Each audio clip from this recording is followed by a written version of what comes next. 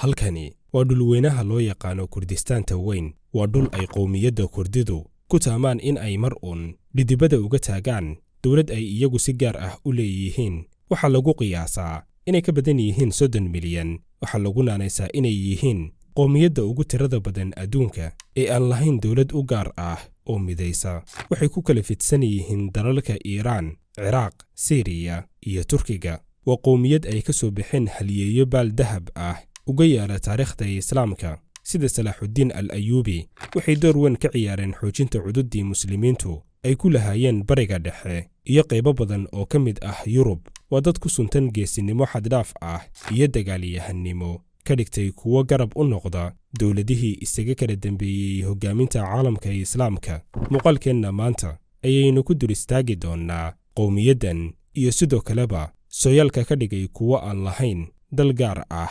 Magacaygu waa Cabdiraxmaan Cumar, halkanina waa Wabari Media. Ku soo dhawaada daawadayaal muuqaalkeenna maanta.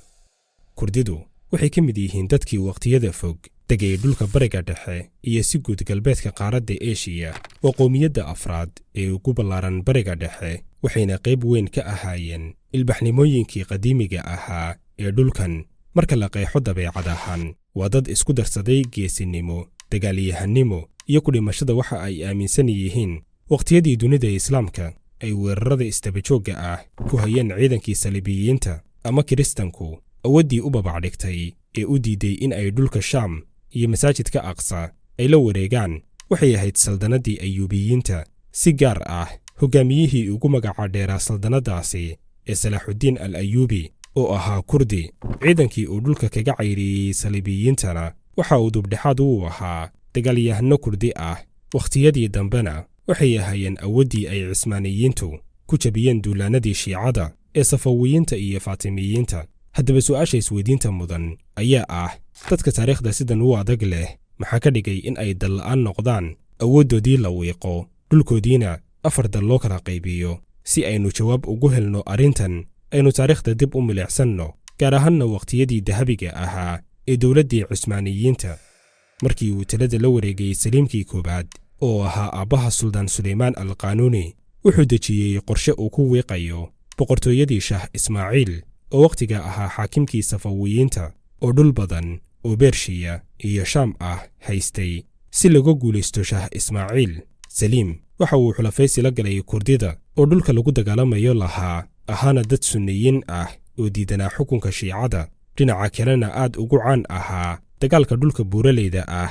Iskaashaan buraysigii Cismaaniyiinta iyo Kurdida waxa uu guulo waaweyn ka dhaliyey dagaaladaasi ilaa laga soo gaaro dhammaadka qarnigii 19aadna. Sidaas ayay Kurdidu u ahaayeen ciidan xooggan oo ka tirsan dawladda Cismaaniyiinta. Dhulkoodana intiisa badan waxa uu hoos tegayey saldanadii Cismaaniyiinta.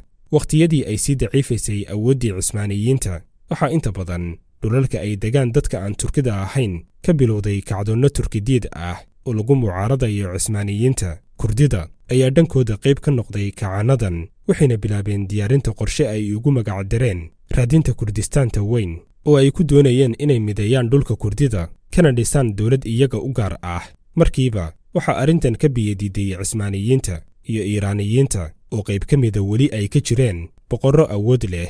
Reer Yurub oo raadinayay duleelo ay ka soo galaan awooddii sii leecaysay ee Cismaaniyiinta, si gaar ah Ingiriiska iyo Faransiiska, ayaa Kurdida u ballanqaaday in ay ka caawinayaan ka rumaynta dhisidda dal Kurdida u gooni ah, iyaguna ay qayb ka noqdaan dhabarjabinta Suldaan Cabdixamiid oo ahaa suldaankii u dambeeyey ee Cismaaniyiinta. In badan oo hogaamiyeyaashii Kurdida ahaa ayaa arrintan diiday. Si guudna waxay u muujiyeen inay rabaan helidda maamulidda dhulkooda iyaga oo aan dhabarjabin Suldaan Cabdixamiid. Dagaalkii koobaad kadib, markii laga awood badiyey dawladdii Cismaaniyiinta, waxaa lagu qasbay heshiisyo badan oo lagu awood sheegtay, waxaana ka mid ahaa in ciidankooda lagu soo koobo xuduudaha ay degaan Turkidu. Dhinaca kalena Ciraaq iyo Shaam ay noqdaan dalal madax bannaan, Kurdiduna ay helaan dal u gaar ah. Sanadkii 1920 ayaana si rasmi ah loo saxiixay heshiiskan. 3 sano kadib waxaa awoodda Turkiga la wareegay Mustafa Kamaal Ataturk oo ku dhawaaqay dhammaadka dawladdii Cismaaniyiinta iyo sidoo kale dhisidda dawlad ay si gaar ah u leeyihiin dadka Turkida ah. Ataturk ayaa oggolaaday qaybo ka mid ah heshiiskii 1920kii, laakiin si adag ayuu u diiday in Kurdidu qayb Turkiga ka mid ah ay qaataan. Markii uu warkaas ka yimid dhanka Turkiga, waxaa iyaguna diiday oo ka baxay heshiisyadaas Ciraaq, Suuriya iyo Iiraan. go'aanadaasi ayaa mugdi geliyey rajadii wakhtiga yar u soo iftiintay Kurdida. dhacdadan ayaana bilow u noqotay 100 sano oo jabhadayn, diidmo iyo dagaal gooni-goosad ah oo ilaa maanta ka dhex taagan Kurdida iyo dalalkii dhulkooda kala qaatay. dagaalka ugu badan waxay la galeen Ciraaq iyo Turkiga.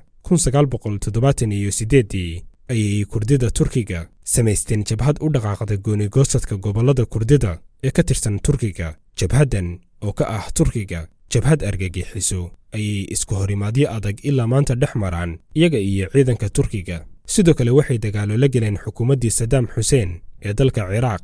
markii uu meesha ka baxay xukunkii Saddamna, waxay dhisteen ismaamul gooni hawshiisa u wata oo la yidhaahdo Kurdistaanta Ciraaq. wada shaqayn badanna aan la lahayn xukuumadda Baqdaad.